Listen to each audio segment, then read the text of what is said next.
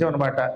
పలికెడిది భాగవతమట, పలికించెడివాడు రామభద్రుండట, నే పలికిన భవహరమగునట, పలికెద వేరుండుగాథ పలుకగనేలా.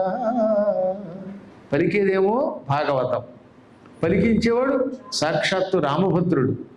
నేను ఈ భాగవతాన్ని రాస్తే నాకు భవబంధాలు తెగిపోతాయి, సంసార బంధాలు తెగి నేను శాశ్వత వైకుంఠం పొందుతాను. అటువంటప్పుడు భాగవతం రాయడం మాని పనికి వాళ్ళ కథలు ఎందుకు రాయడం అన్నాడు ఆయన. ఆ విధంగా భాగవతం రాశాడు ఆ మహానుభావుడు. ఎన్ని కష్టాలు పొందాడు ఆయన కూడా. పొలమేమో తక్కువ, దాని మీద వచ్చే పంట తిండికి సరిపోయేది కాదు, అన్ని కష్టాలే. దీనికి తోడు సర్వజ్ఞ సింగ భూపాలుడు అని ఒక రాజు ఉన్నాడు ఆ రోజుల్లో. ఆయన ఈ భాగవతం నాకు అంకితం ఇమ్మన్నాడు, నేను ఇవ్వను పొమ్మన్నాడు ఆయన. దాంతో ఆయన భాగవతాన్ని తగలబెట్టాడు.